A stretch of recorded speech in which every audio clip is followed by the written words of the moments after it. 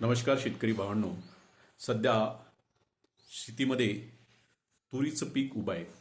तुरीसुद्धा 3 अवस्थेमध्ये आहे. ज्या लवकर येणाऱ्या जाती आहे त्याच्यामध्ये 90% शेंगा झाल्या त्या भरण्याच्या अवस्थेमध्ये आहे. मध्यम कालावधीच्या ज्या जाती आहेत त्याच्यामध्ये काही शेंगा आहेत, काही चलफ आहेत, थोड्या प्रमाणात फुलं आहेत. आणि उशिरा येणाऱ्या ज्या जाती आहेत ते फक्त फुलामध्ये आहेत. अजूनही काही ठिकाणी शेतकरी जे सांगतात ते फुलं सुरू व्हायची आहे किंवा सध्या शेवऱ्यामध्ये आहेत. तर जी तूर सध्या फुलामध्ये आहे त्या तुरीला गेल्या 2-4 दिवसापासून जो वातावरणामध्ये बदल झालेला आहे, रात्रीचं तापमान 10 डिग्रीच्या आतमध्ये आहे आणि 2 दिवसापासून 3 ऊन तापायला लागलं आहे, ऊन चटकायला लागलं आहे. या वातावरणातला बदलाचा परिणाम जसा माणसाच्या शरीरावर होत असतो तसा त्या पिकावर सुद्धा होत असतो. आणि या वातावरणातल्या बदलामुळे जी तूर सध्या फुलामध्ये आहे त्याच्यामध्ये प्रचंड मोठ्या प्रमाणात फुलगळ होण्याची शक्यता आहे. आणि म्हणून आपल्याला काही काळजी घ्यावी लागणार आहे. त्याच्यातली पहिली उपाययोजना ही आहे की ज्यांच्याकडे उलिताची व्यवस्था आहे त्यांनी त्या तुरीला एक सोडून हलकं पाणी द्यायचं आहे टेम्परेचर मेंटेन करण्याच्या दृष्टीने.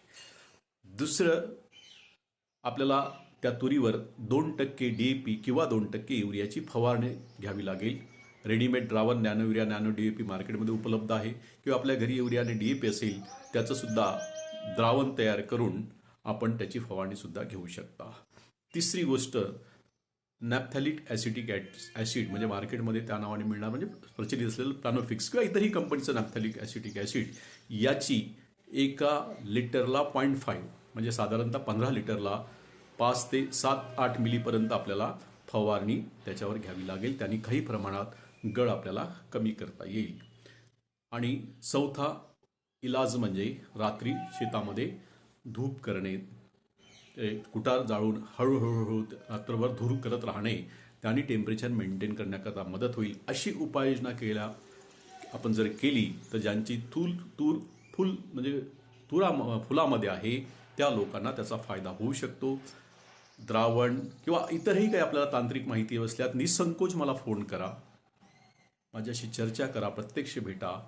ह्या सगळ्या उपाययोजना करून आपल्याला तुरीचे पूर्ण फुलामध्ये असलेलं उशिरा येणाऱ्या तुरीचं संरक्षण करण्यामध्ये काही मदत करता येईल का, किंवा आपण एक प्रयत्न करून बघूया, त्याने काहीतरी नक्कीच फायदा होईल. धन्यवाद.